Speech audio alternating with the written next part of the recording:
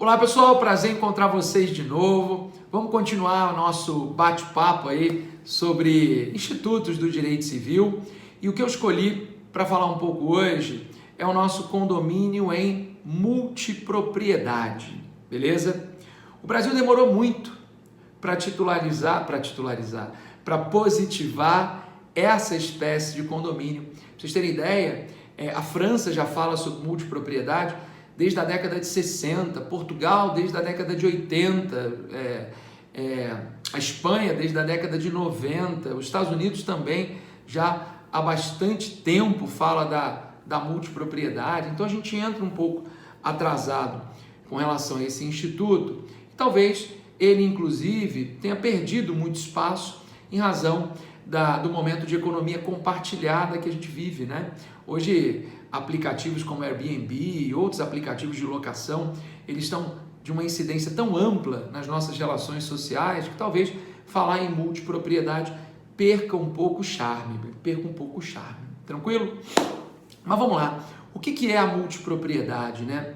Vocês sabem que o condomínio, ele pode ser um condomínio pró-diviso, né? Aquele que nasce, mas que tem dia para acabar, ou condomínio pró-indiviso, né? Que é aquele que nasce e não tem data para acabar, porque a lei o impõe dessa forma ou porque o bem objeto do condomínio é um bem indivisível, né?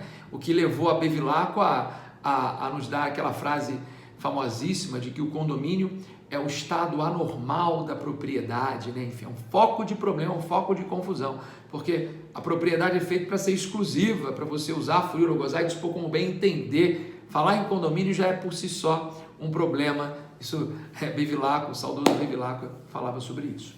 Mas vejam, a multipropriedade, se a gente analisar o 1358, letra C do Código Civil, nada mais é do que um condomínio das frações de tempo, um condomínio do período de tempo.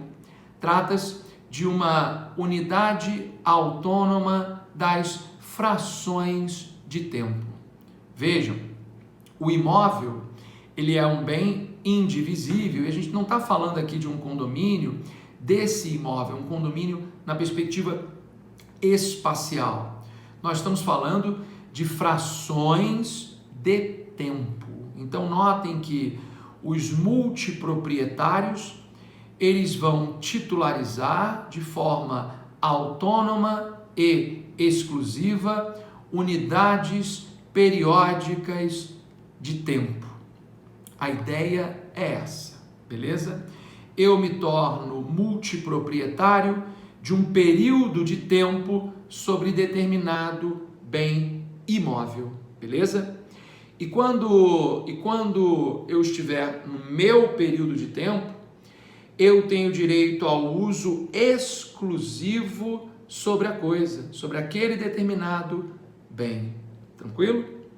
A multipropriedade é esse condomínio de frações, né, de unidades, de frações, de períodos de tempo. Ele já era admitido na nossa jurisprudência antes mesmo de estar positivado. Tem um recurso especial muito bacana, anota aí, é o RESP 1.546.165 de São Paulo, né? A publicação do acórdão foi de setembro de 2016, já admitindo a multipropriedade, mas só ganha espaço na nossa legislação em momento posterior, beleza? Agora, qual é o período mínimo de tempo que eu posso titularizar sobre aquela determinada coisa? O parágrafo 1º do 1358, letra E, diz que o período de fração de tempo mínimo será de 7 dias. Outros países não têm um mínimo, por exemplo, na França pode ser multiproprietário de um dia sobre aquela determinada coisa. Aqui a gente tem o período mínimo de 7 dias, beleza? Que podem ser fixos ou flutuantes, tanto faz. Eu posso ser proprietário de 7 dias de uma casa em Búzios, de 1º de julho a 8 de julho. Acabou. trata-se de uma unidade autônoma de um período de tempo fixa. Ou eu posso dizer que nos anos ímpares eu sou proprietário de 7 dias de uma casa em Búzios no mês de julho e nos anos pares no mês de janeiro. Tanto faz. Pode ser fixo ou pode ser flutuante, beleza? Fixo ou flutuante. O artigo 1358, letra F, vai dizer para nós como o condomínio em multipropriedade ele pode ser instituído. Ele diz que a instituição pode ser feita por ato entre vivos ou por testamento, claro, desde que devidamente registrado no nosso RGI. O Código Civil, quando trata da multipropriedade, nos remete à Lei 4591 de 64, lá no 1358, letra G, especialmente no que diz respeito à convenção de condomínio. Claro, porque imagina, nós temos apenas um bem imóvel em que vários condôminos vão titularizar frações periódicas de tempo sobre aquele determinado bem. Então a convenção de condomínio, ela tem que ser muito rígida, porque quando eu estiver no meu período de tempo sobre o bem, eu vou ter acesso exclusivo àquele bem imóvel. Então, eu não posso, no meu período de tempo, sair mudando parede de lugar. Eu não posso, durante o meu período de tempo, deteriorar a coisa. Porque logo depois, quando for o seu período de tempo, você é o proprietário durante aquele determinado período. Então, você vai querer usar, claro, aquele determinado bem de maneira exclusiva, nos termos com que aquele tempo foi adquirido. Então, veja, multipropriedade é a propriedade de unidades autônomas de frações periódicas de tempo.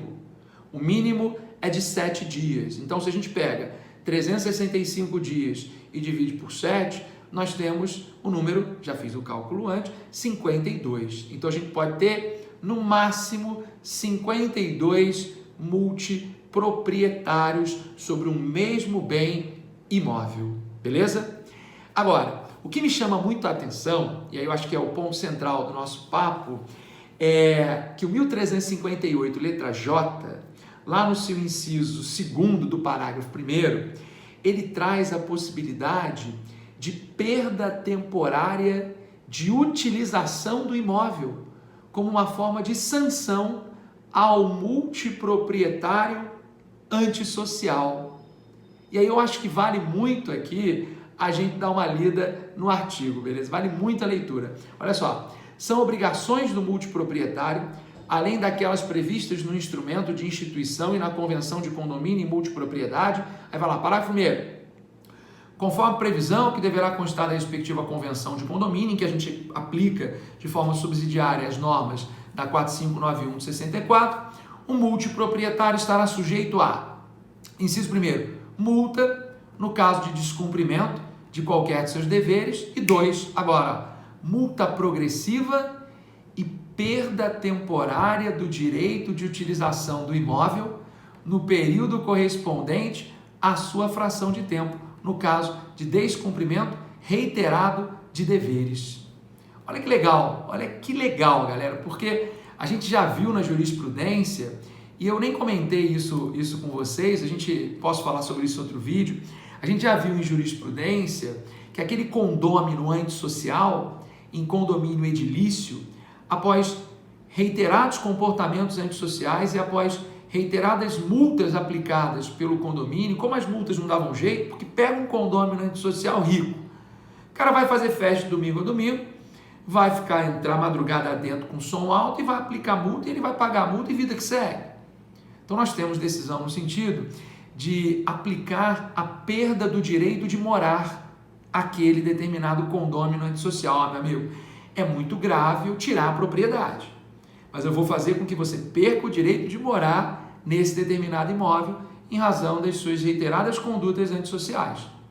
E aqui o artigo é muito bom, porque ele dá um amparo legal para essa orientação que a jurisprudência já adotou. Não vou dizer que ela vem adotando, porque não é uma coisa reiterada, mas que ela já adotou, de perda do direito de morar. Aqui é a perda temporária do direito de utilização do imóvel no período de tempo correspondente à sua fração. Bem bacana, uma sanção interessante, porque é um ponto já amplamente discutido no direito civil, que agora a gente encontra positivado.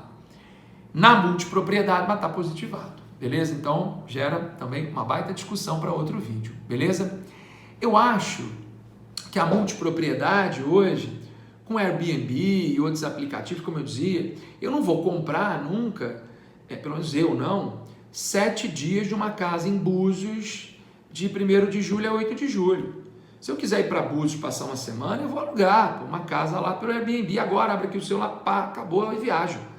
Beleza? Muito mais fácil do que eu me tornar proprietário, porque outras discussões vêm.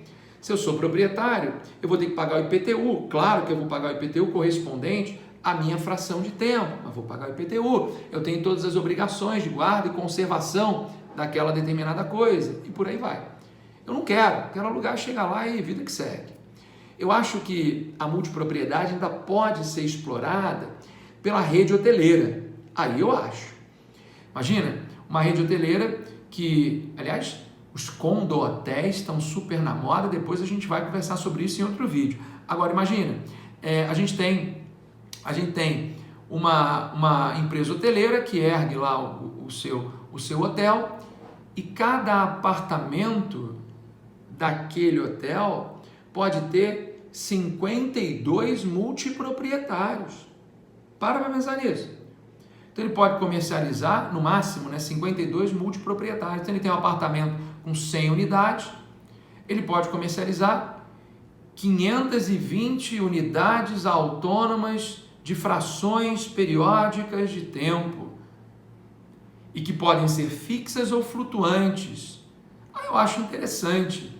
Você pode, às vezes, querer comprar, já que o condomínio de hotéis também é uma realidade, você pode querer comprar uma unidade numa rede hoteleira sendo flutuante, para você usar determinado período de tempo, depois usa em outro período de tempo, enfim. Hoje vocês sabem que os empreendimentos de hotéis, normalmente metade dos apartamentos a rede hoteleira fica para ela, enfim, e a outra metade a rede hoteleira comercializa.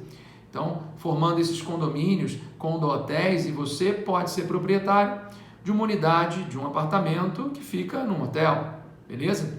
E muita gente tem investido nisso para usar e colocar no Airbnb, para alugar. Imagina se você pega essa unidade e também comercializa utilizando o condomínio em multipropriedade. Acho factível. E a rede hoteleira pode explorar muito bem isso. Beleza? Já tive relatos, isso nunca aconteceu comigo, mas relatos de amigos que foram abordados assim por representantes dessas redes hoteleiras, oferecendo a multipropriedade em hotéis que ficam em diferentes locais.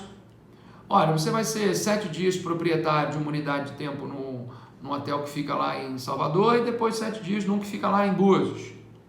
Você pode trocar isso, Enfim, imagina, você pode estabelecer de forma flutuante, trocando, inclusive, é uma forma criativa de você criar isso mais atrativos para o cara comprar essa fração de tempo. O que se pretende adquirir ali é uma fração autônoma de tempo sobre um determinado bem imóvel. Beleza? Então, o vídeo foi mais para a gente discutir essa sanção que pode ser aplicada para o multiproprietário antissocial, que a gente pode trazer para as outras modalidades de condomínio por analogia a algo que a jurisprudência já aplicou. Beleza? Vamos ficar por aqui. Qualquer dúvida, mande sua pergunta. Valeu, galera. Até o próximo vídeo. Tchau, tchau.